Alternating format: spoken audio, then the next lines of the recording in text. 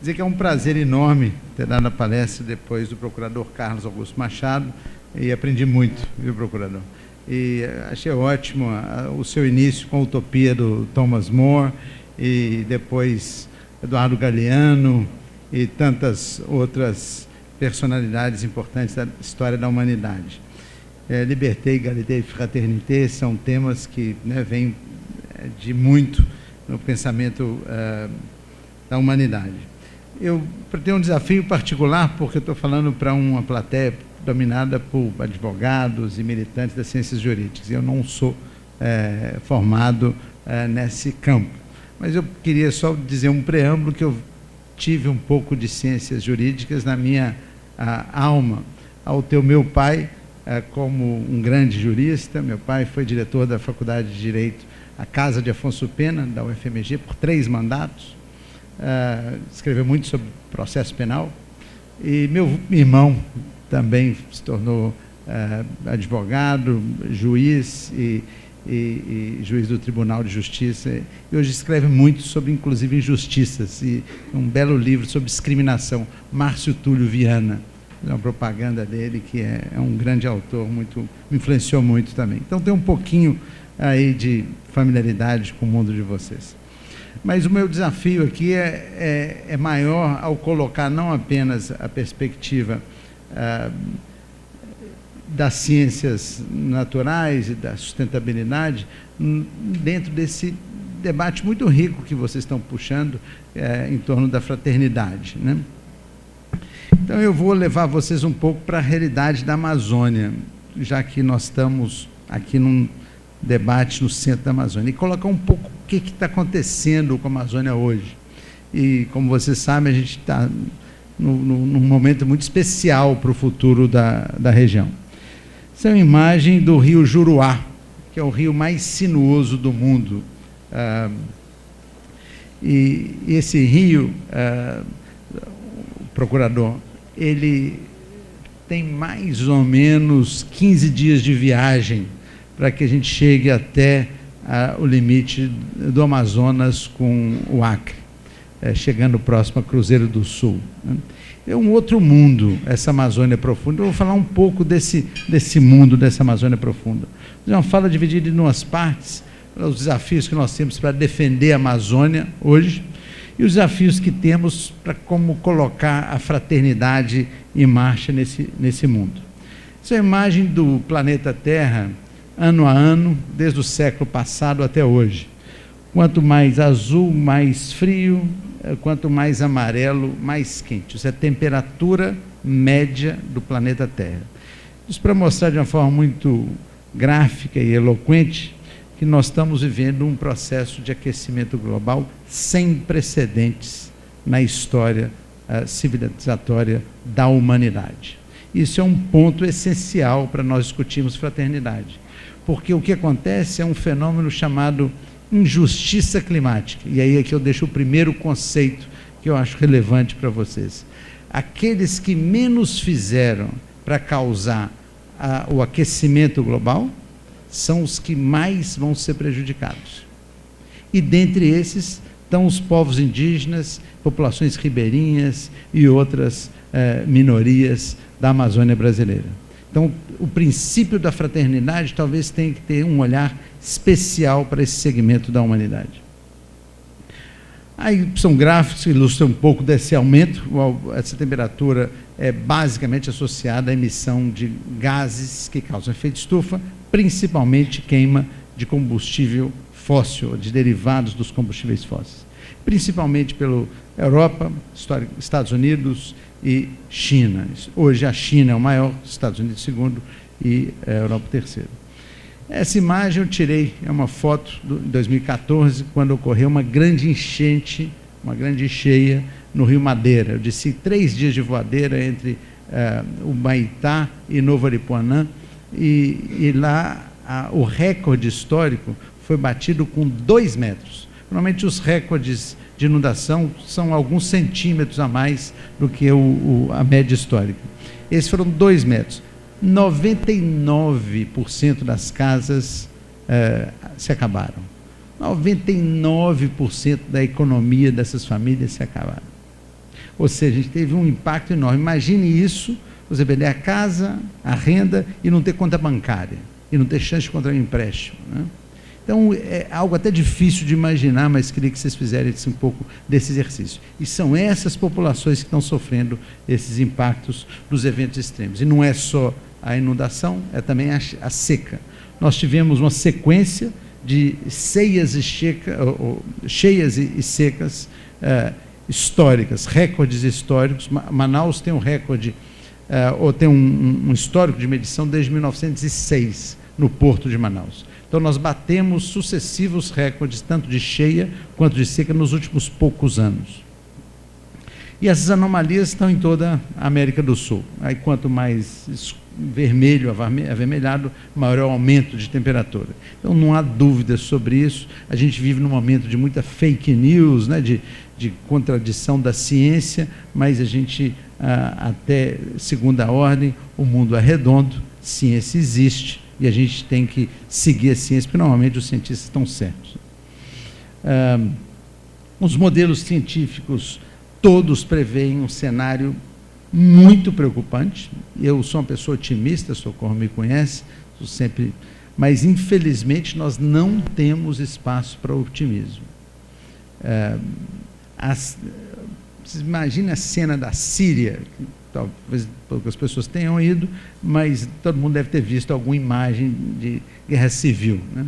A guerra civil da Síria foi resultado de uma série de fatores, mas dentre esses, uma sequência de secas prolongadas que levou a um êxodo rural, um colapso da produção de um lugar muito árido, como se fosse o interior do Piauí, assim, a grosso modo, e as cidades não conseguiram lidar com isso, e aí houve um processo de desestabilização numa região já complicada, que é o Oriente Médio. Isso é o cenário que está posto, só com uma diferença: quem morava na Síria podia pegar um avião e se mudar para qualquer outro lugar, né, para o Líbano, ou para Londres, ou etc. Só que a gente vai ter isso no planeta.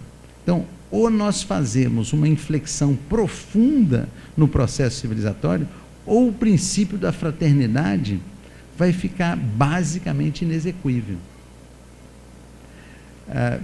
Nós não temos espaço, infelizmente, para otimismo. Eu tenho netas, tenho 4 netas, minhas netas provavelmente vão estar vivas em 2100. Minha mãe tem 105 anos de idade, está viva e está bem. Então, se elas seguirem minha mãe, elas vão estar vivas em 2110, 120. Mas o mundo nesse cenário, infelizmente, está péssimo. É como se nós estivéssemos a bordo de um Titanic, tomando uma champanhe, dançando uma valsa e caminhando na rumo do iceberg. Uma única diferença, que naquele episódio do Titanic, ninguém sabia que tinha um bendito de um iceberg, né? E agora não, a ciência não só diz que tem um iceberg, ela dá o ponto de GPS, o tamanho dele, e melhor, dá a rota de fuga. Dá para a gente desviar. Então é possível passar por uma metamorfose do processo civilizatório, já está ocorrendo isso. Muitos países europeus já proibiram carros com motor a explosão, agora em 2025, que está aqui depois de amanhã, e nós temos que ir nessa direção. Então, eu acho que esse é um ponto que eu queria deixar desse contexto. Como otimista que sou, eu acredito que a gente tenha espaço para esperança, né? Esperança. E eu vou dizer um pouco da esperança. A queda do Muro de Berlim não foi antecipada por quase ninguém, né? E quando teve uma metamorfose que ninguém previu, né?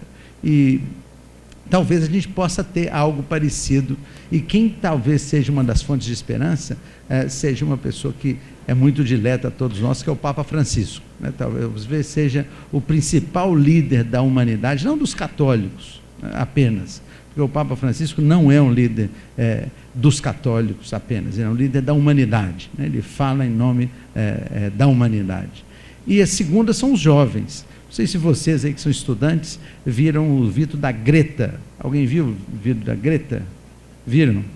Então, quem não viu, recomendo. Dá um Google. É uma jovem sueca de 15 anos de idade que está fazendo um chamado para uma profunda mudança. E esse posicionamento dessa jovenzinha de 15 anos está tendo um impacto enorme. A Inglaterra decretou um estado de emergência nacional em função das mudanças climáticas, movido pelos jovens, que é quem tem que mover mesmo, né? Porque nós que já temos um cabelo meio branco, né? já talvez tenhamos menos a sofrer com isso do que os que estão mais jovens. Bom, isso aqui tem consequências práticas e objetivas. Manaus vive hoje um nível de poluição do ar pior do que São Paulo. Durante 3 meses do ano, nós temos mais problemas cardiovasculares e respiratórios associados à poluição do ar do que São Paulo. E isso tem, enfim, toda uma ciência também por trás disso. Nós estamos num momento muito próximo desse tipping point, como se diz em inglês, é o ponto de não retorno, é o colapso ecológico, que tem sido publicado em inúmeras fontes da ciência, e basicamente é o seguinte: a floresta está se ressecando. Com o aumento desse ressecamento da floresta, ela fica mais flamável. Quanto mais flamável, maior é a probabilidade de incêndios. Quanto mais incêndios, mais morrem árvores. Isso leva uma necromassa, biomassa morta, que aumenta a magnitude dos incêndios subsequentes, que leva mais biomassa morta. E isso gera mais fumaça na atmosfera, que atrasa as chuvas, que por sua vez geram mais ressecamento. Então é uma história científica cumprida, resumida de uma maneira bem simples, dessa forma. Então a gente está próximo desse ponto. Então o que a ciência nos diz? Nós temos que caminhar para o desmatamento zero, né, agora, não é depois de amanhã. Então é nesse contexto que tem toda uma polêmica, hoje na imprensa brasileira, sobre a crise do desmatamento na Amazônia, e isso é extremamente sério. E não deve ser tratado como um tema partidário, ideológico, né, de A ou de B ou de C. Isso tem que ser tratado, eu acho, dentro do espírito da filosofia do preâmbulo da Constituição brasileira. Se nós queremos ter uma sociedade justa e fraterna, é essencial nós cuidarmos da natureza. A natureza não é uma coisinha bonitinha ali que é legal para tirar uma foto, né, do sauim de coleira, né, para falar de uma espécie bem manauara. É muito mais sério do que isso. Nós dependemos da natureza. E aí nós temos processos sérios de ataque à natureza, e aí o garimpo é hoje um dos problemas mais sérios da Amazônia, que nos afeta também como saúde pública. O tucunaré do Rio Negro, infelizmente, ele é um tucunaré com alto teor de mercúrio. Nós temos que evitar comer todos os predadores. Então, porque ele é um bioacumulador. Ele entra na cadeia trófica, ele não sai pela urina ou pelas fezes. Ele fica retido na carne, de uma maneira também bem resumida. Então, o garimpo é um problema seríssimo, isso são crimes, né? Quem está fazendo isso tem crime contra toda a legislação, e com ataques seríssimos às institucionalidades, né? O grande vilão do desmatamento é a grilagem de terras, que é um outro crime, é a apropriação indébita de patrimônio público. É o que mais leva ao desmatamento. É aquele que se apropria de um patrimônio público, desmatando, e com essa apropriação indébita faz lucro. E por isso que se ganha dinheiro com desmatamento. A gente tem uma violência no campo seríssima na Amazônia. A Amazônia é campeã brasileira de violência de líderes no campo. Essa sede do IBAMA em Humaitá, talvez você se lembre, 2 anos atrás, foi incendiada, né? Caminhonetes, etc. Então, assim, eu queria deixar um conceito de interesse nacional. É do interesse nacional buscar o desmatamento líquido zero. E a Amazônia é essencial para nós, e aí queria agora começar a falar de um lado positivo dessa história. A Amazônia é extremamente importante para o Brasil, porque nós dependemos da Amazônia para as chuvas que abastecem 3 coisas relevantes. Então, essas chuvas, de uma maneira bem resumida, é isso: a umidade que vem do Oceano Atlântico, passa pela floresta e depois ela vai na direção do sul, da América do Sul. 20% da água que chega na Bacia do Prata, em Buenos Aires, vem da Amazônia, passando por Itaipu e gerando energia hidrelétrica. Ou seja, manter essa bomba biótica é essencial. Se você puder dar uma clicadinha no slide aí, na parte de baixo dele vai ter uma coisinha Isso, clica só um play aí, nessa setinha, isso. Isso. Isso mostra, se é da NOAA norte-americana, mostra hora a hora, dia a dia e mês a mês, o fluxo de umidade no planeta Terra. Em branco é água, em laranja são tempestades. E nós estamos, a grosso modo, aqui, né? E vocês percebem que essa umidade ela circula onde tem florestas tropicais no mundo inteiro, Amazônia e outras, e a umidade veio para cá, para o sul da América do Sul inteira, né? São Paulo inclusive, e até para o hemisfério norte. Ou seja, é essencial essa grande bomba d'água para o planeta. Se a Amazônia for para o espaço, for desmatada, nós vamos ter uma implicação enorme para nós. Por isso que o mundo se preocupa com a Amazônia e se preocupa corretamente, né, com a Amazônia. A Amazônia ela é essencial para manter a água que abastece as cidades. Isso é a reserva de Cantareira, em São Paulo, quando teve há poucos anos atrás uma grande seca. É essencial para gerar energia hidroelétrica. 70% da matriz energética brasileira depende dos rios, que são abastecidos por águas. E a água vem da Amazônia. Então, energia elétrica no Brasil inteiro, inclusive o linhão de Tucuruí, que hoje já chega em Manaus, ele é abastecido por chuvas que dependem da Amazônia. E a outra é o agronegócio, a irrigação e etc., depende disso.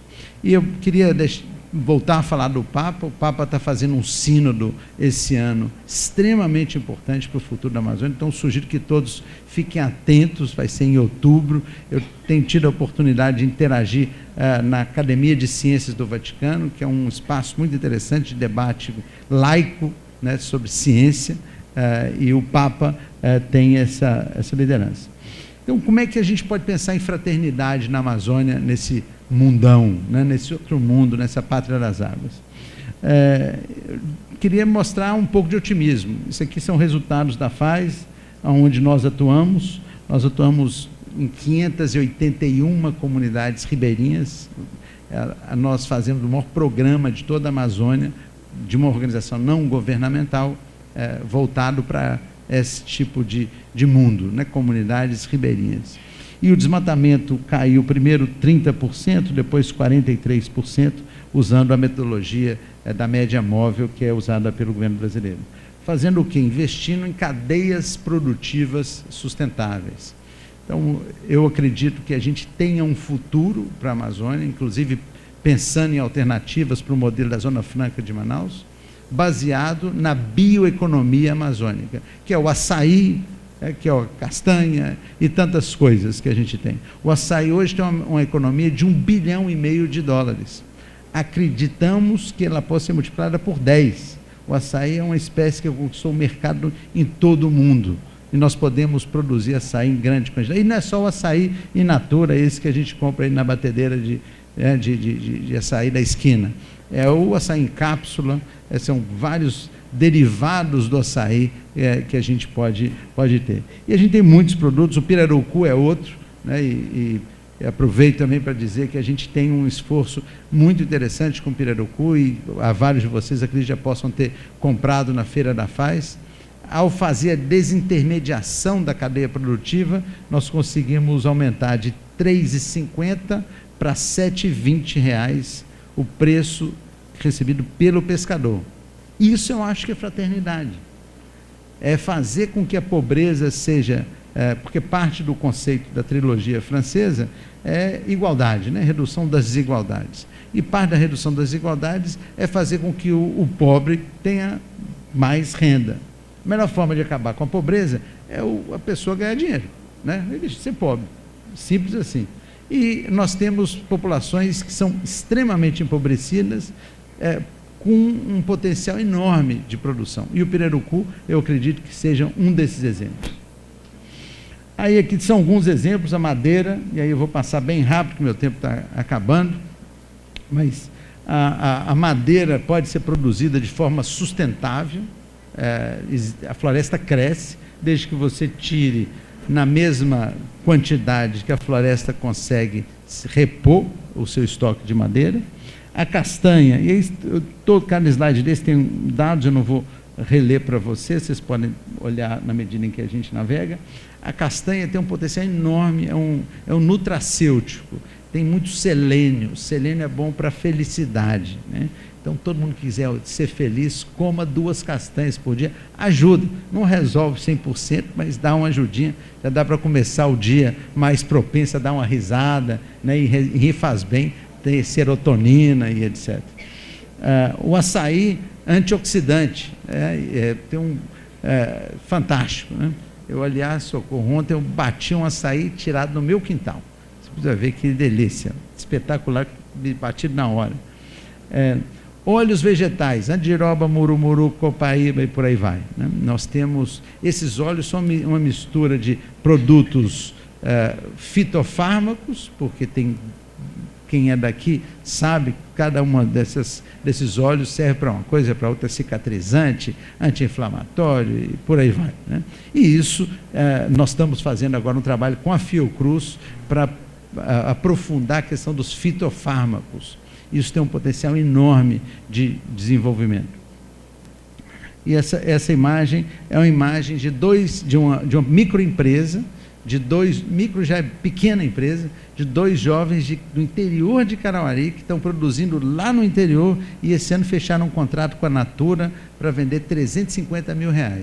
Eu acho que isso é fraternidade. É fazer com que essa pessoa que está lá no meio do mato, que conhece andiroba melhor do que uma pessoa que fez doutorado, né, em qualquer universidade do mundo, e essa pessoa transformar isso em riqueza, emprego e renda, fazendo a floresta valer mais em pé do que derrubada. Porque esse é que é o desafio. O caboclo, eu gosto de dizer, não é leso, né? Leso é quando a pessoa não é muito atinada. O caboclo não é leso. Se a floresta estiver dando mais valor em pé do que derrubada, não vai cortar. É simples assim.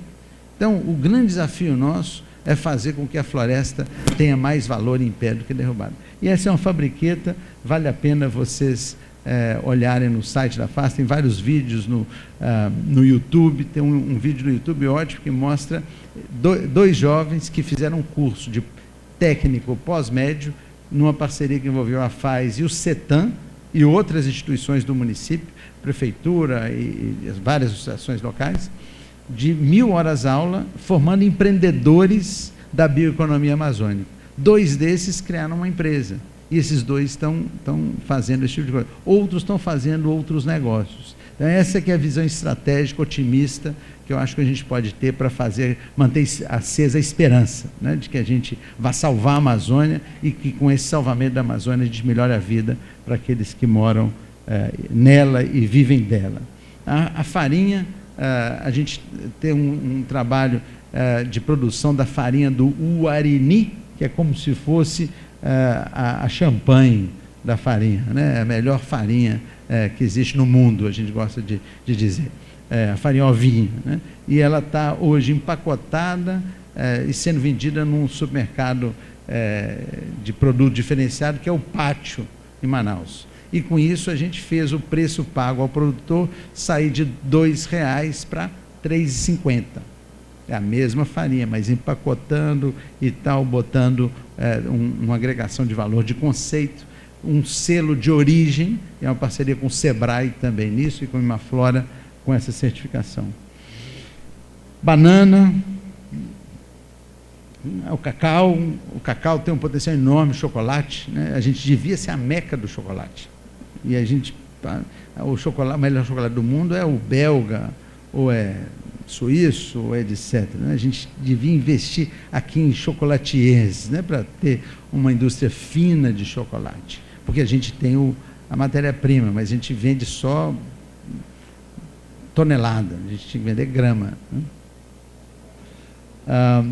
O guaraná, que é também uma outra planta fantástica, é um poderoso estimulante natural, tem 1000 valores. O doutor Euler Ribeiro, que é nosso amigo e companheiro, escreve muito e fala muito sobre isso, o valor do guaraná na dieta amazônica, que explica em boa parte a longevidade das populações ribeirinhas da Amazônia, e a gente tem investido muito nisso. No mês passado a gente inaugurou uma fabriqueta de guaraná já envasado dentro da comunidade da Liberdade, no município de Maués. Quer dizer, a nossa estratégia não é investir na cidade, é investir na comunidade, fazer com que o jovem possa crescer e ter perspectivas lá.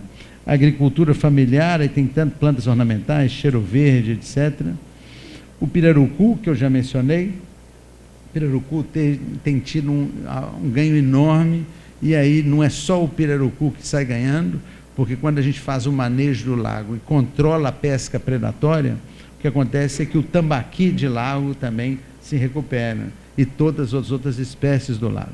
Então, é fazer com que os lagos sejam mais produtivos, e convém lembrar que o pirarucu e o tambaqui de lago é diferente do de criatório. É como se fosse galinha de granja e galinha caipira.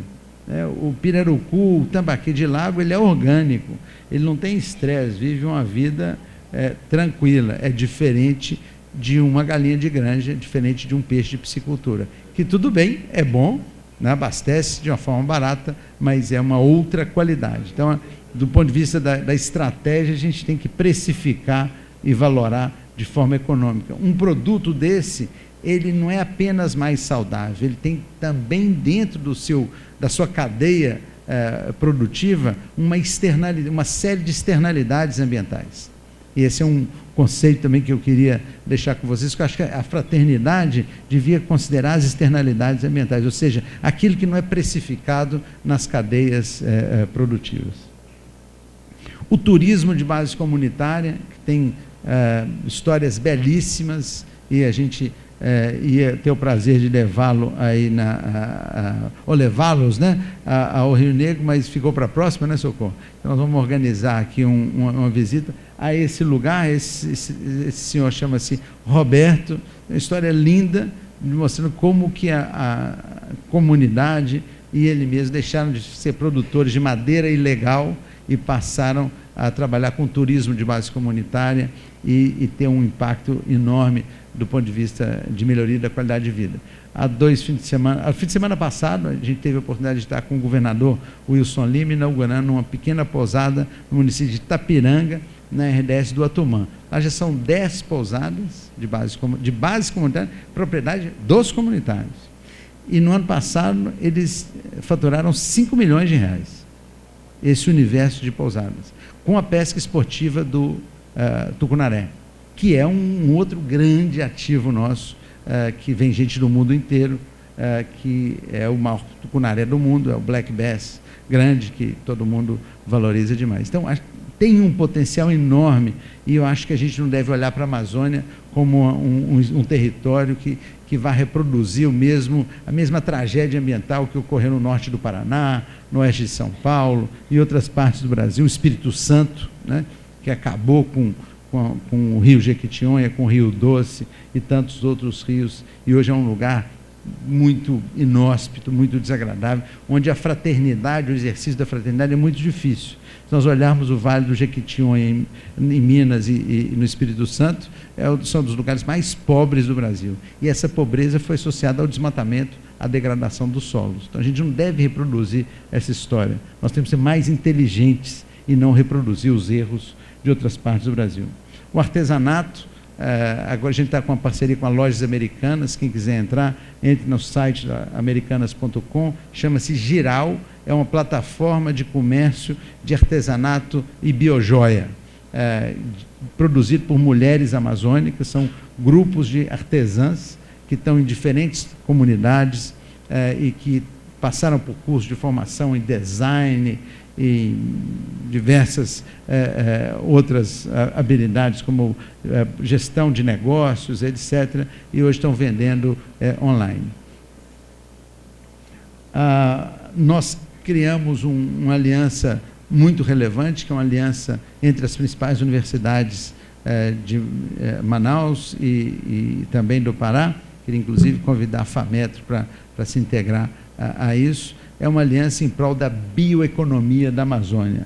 E a ideia é fazer com que esses produtos, como o pracaxi, né, que tem um valor tanto para a indústria de cosmético, quanto para a indústria farmacêutica, que eles possam... Isso é um menino que teve uma queimadura, passando o pracaxi, resolver. Então, a gente tem um espaço enorme na área de química, na área de medicina, de ciências médicas, farmácia, etc.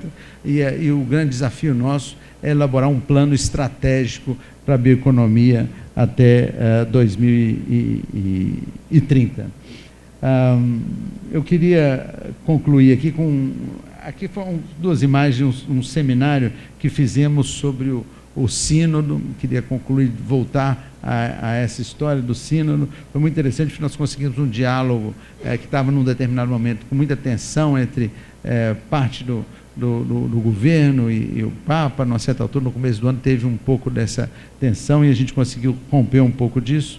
E eu queria concluir um pouco não com o Eduardo Galeano, que o Eduardo Galeano é uruguaio, mas com a Mafalda, que é argentina, ambos do estuário, em homenagem ao Papa, que a Mafalda, nesse primeiro cartoon, o primeiro quadrinho, ela olha para o planeta Terra com a cara meio despreocupada, e ela dá um tapinha e diz assim: não se preocupe, nesse exato momento há milhares de pessoas estudando todos os seus problemas, superpopulação, fome, poluição, racismo, armamentismo, todos. Aí ela caminha nesse terceiro, como se tivesse, enfim, resignada. E aí ela vira e olha assim: já sei, há mais problemólogos do que solucionólogos, né? E o que haveremos de fazer? E eu acho que essa é uma reflexão muito, muito oportuna para um ambiente universitário como esse. Acho que muitas vezes nós na academia, e falo isso como quem militou muitos anos na academia, ainda tem um pezinho pequeno na academia, nós estudamos os problemas.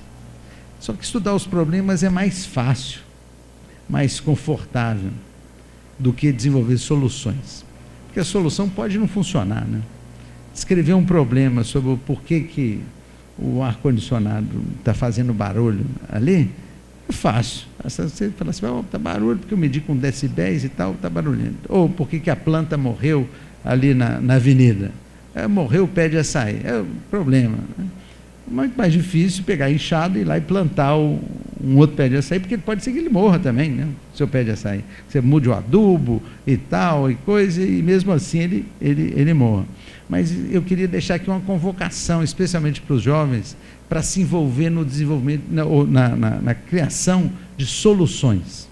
Nós precisamos usar a melhor inteligência que o Brasil tem, a melhor inteligência que o Amazonas tem, a melhor inteligência que Manaus tem, que a FAMetro tem, né? E todas as instituições que estão aqui representadas nesse importante evento, para desenvolver soluções para a Amazônia.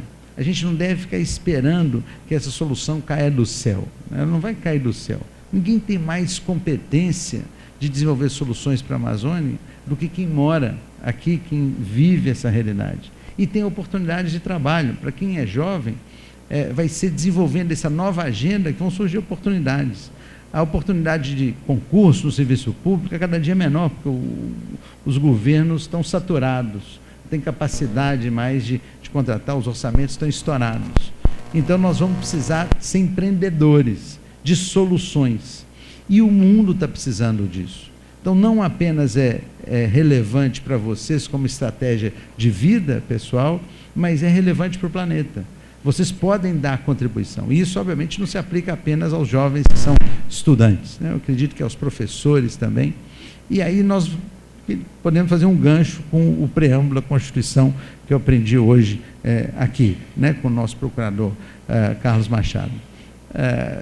Como colocar em prática esse ideário da fraternidade num contexto de um planeta em transformação, num contexto de um planeta numa profunda crise climática, e além dessa crise climática, uma crise ambiental também.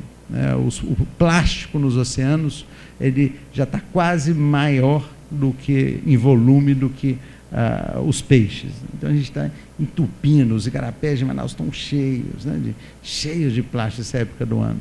Então, como fazer essa metamorfose para atender os princípios da fraternidade? Eu acho que é possível, e eu acho que as ciências jurídicas têm um papel muito importante nisso, em fazer com que a lei seja implementada, e como diria meu pai, mais do que a lei, o espírito da lei. Muito obrigado.